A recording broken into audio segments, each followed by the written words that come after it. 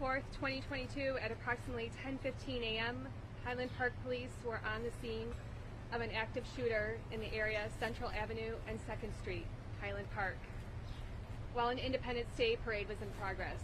The Lake County Coroner's Office was notified and responded to the scene. It is with a heavy heart that I bring to you the names of the victims of that tragedy. 64-year-old Catherine Goldstein of Highland Park, 35-year-old Irina McCarthy of Highland Park, 37-year-old Kevin McCarthy of Highland Park, 63-year-old Jacqueline Sondheim of Highland Park, 88-year-old Stephen Strauss of Highland Park, 78-year-old Nicholas Toledo Zaragoza of Morelos, Mexico. We have also been notified that there is a 7th victim that died at a hospital located outside of Lake County. I will now give the microphone to the Mayor of Highland Park, Mayor Nancy Rodering.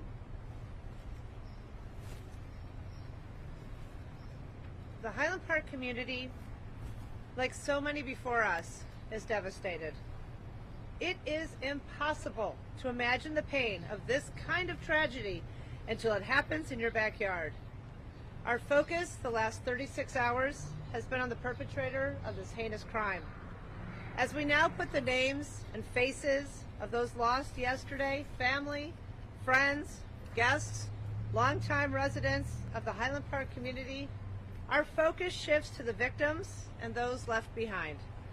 This crisis has devastated entire families and our community in a single moment, and we know it will take time to heal.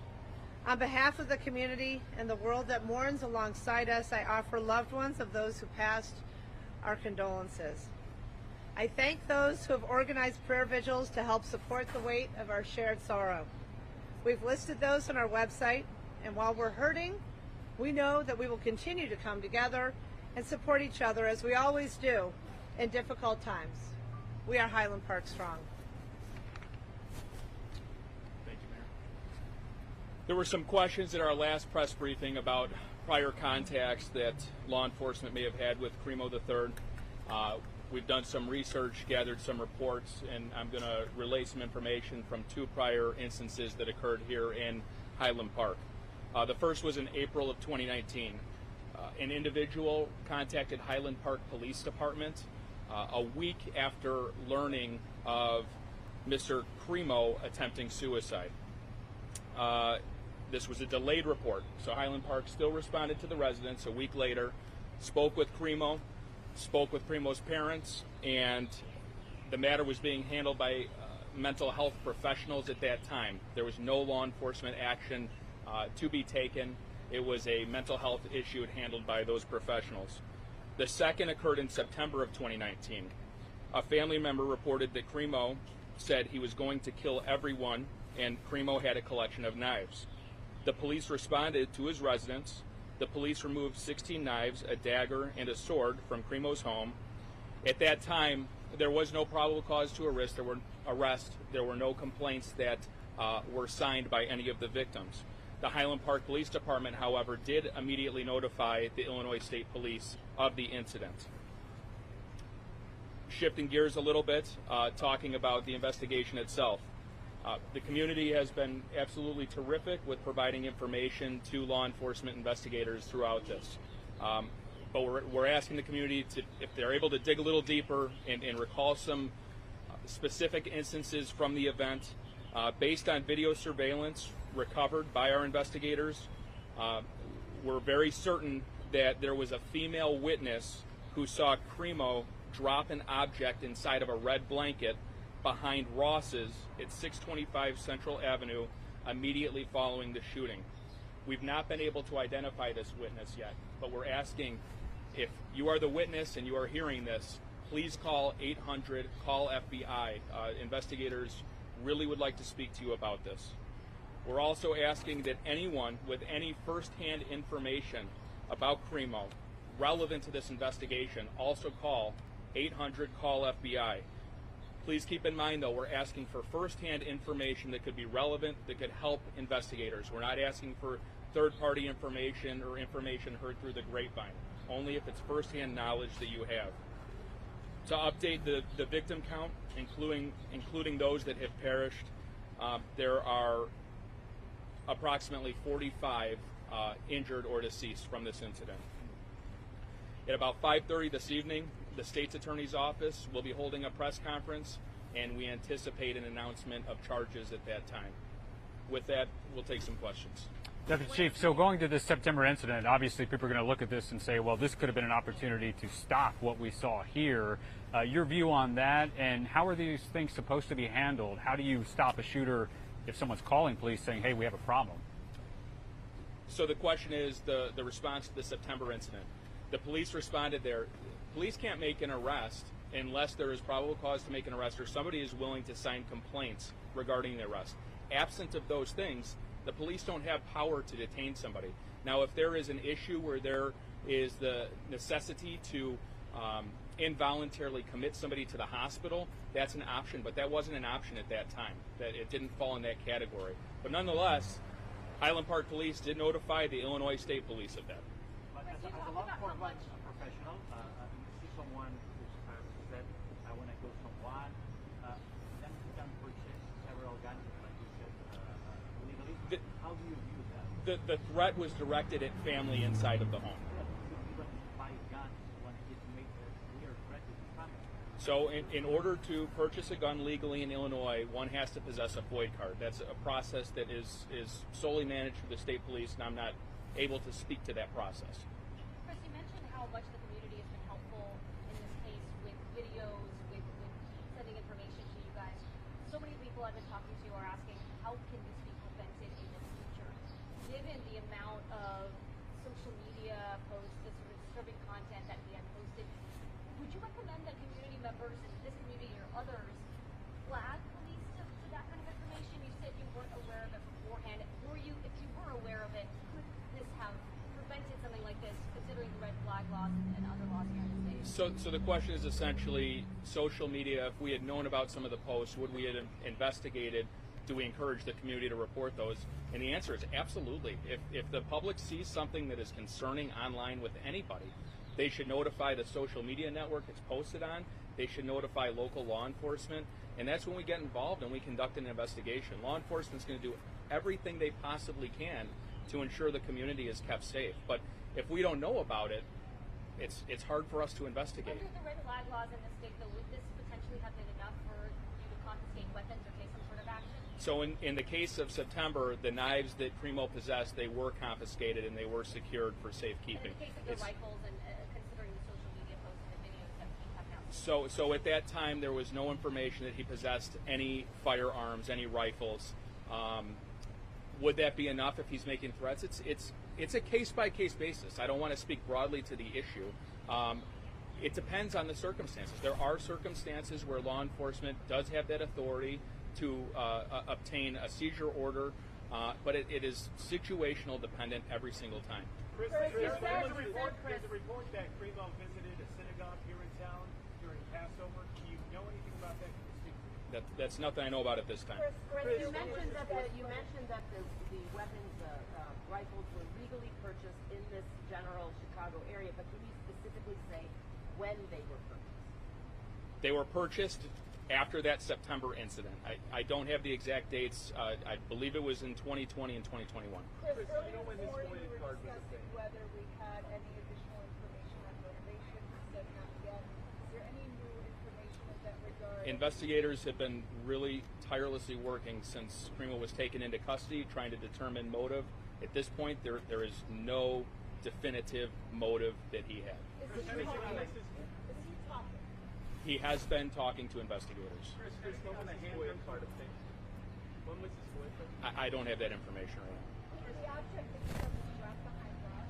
What do you know what it was? It was the rifle, and it was in a red blanket. Chris, do you have any information that he may have tried to, after the shooting, tried to check himself into a hospital, a general hospital, like No, we do not have that information. So just to follow up on the last September incident, you said that involuntarily committing him was not an option. Can you explain that? What are the options for officers? Based on that time, based on those circumstances, that was not an option. It did not fall in that category. What would it require to? Again, it's case by case specific. Were Irina and Kevin McCarthy husband and wife, brother sister? What's their relationship? I'd have to get back to you on that. I don't know. Chris, do you have Jennifer, anything do you on know? the handguns that you talked earlier about? How many were there? Were they legally purchased? Anything on that? The count, sheer number? So he had purchased five Five firearms. Five firearms, and that includes rifles and handguns as well. So the other three legally purchased and they were handguns. There were a combination of which, I don't have the exact count, at least 2 rifles, some pistols, and possibly a shotgun. Those were seized at his father's home pursuant to a search warrant yesterday. What was the size of the knife collection, and did he ever get it back after? I would have to do a little research on that. What time period were those 5 weapons purchased? Approximately a year. Is there any information about that seventh victim who passed away in age, perhaps? Not yet, but we are working on obtaining some information. What county is that victim in? Cook. Cook. If the charges are being filed, as you said, probably around 5 o'clock, does that mean that you're going to frame them likely tomorrow morning? Or? That would be my yes. If charges are filed today, it's very likely he'll appear in bond court tomorrow morning. Do you know what source? Do you have more evidence about, or more explanation of what you found in the car? You said the rifle was found in the blanket, and what you found on the roof.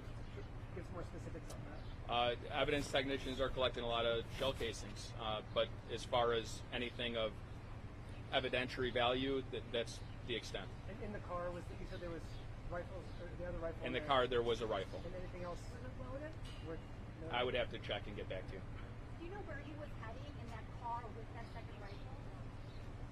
He drove around to a number of places. He drove into Wisconsin, then he came back into Illinois. That's when the alert person who recognized the vehicle description from the press briefing called 911, and he was stopped.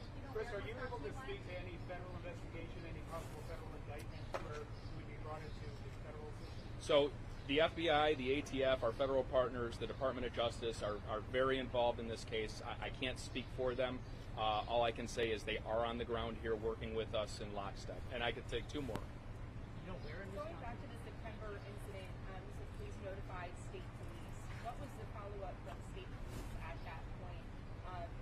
And was there any monitoring given what had happened of his social media accounts then? And should there have been not? Do you want to speak to that? My name is Master Sergeant Delilah Garcia. I'm Public Information Officer, Deputy Chief. So basically in September of 2019, ISP did receive information from Highland Park Police Department, and at that time, the individual named in the report did not have a FOID card or anything to revoke or to review. So at that point, that FOID part of it was our stance on that. And there was nothing done to say this person shouldn't be able to get. Is there any mechanism to say this person shouldn't be able to get a FOID card in the future? Was any action like that taken? Well, at that time, basically,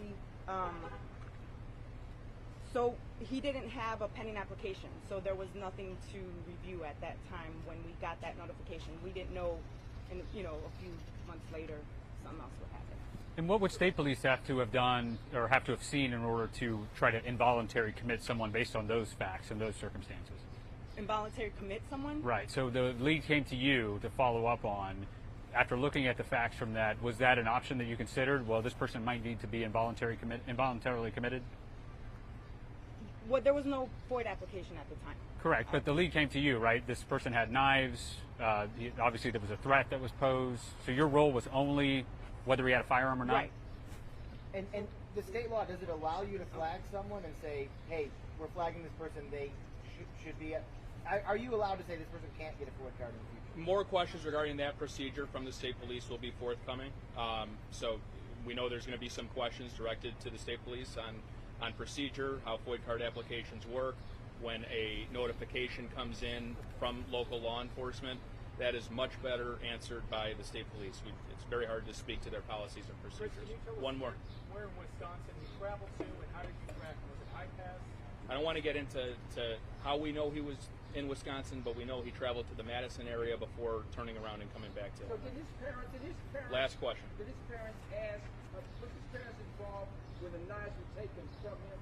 Did they report that he was threatening, and that's the reason why they came to the house? knives? A family member reported that he was being threatening. So in other words, the family member reports the knives being there, but then he's buying guns and nobody said nothing. I'm not quite following your question. The police responded. The police responded in September, okay, to this call. They responded. They took the knives out of the home. They filed the paperwork with the Illinois State Police. At that time, there was no function to make an arrest. But There was the no. parents are there watching him buy 5 or 6 or 7 guns. I don't know if the parents were there. I can't speak to that. All right. Thank you. We'll be back at 5:30.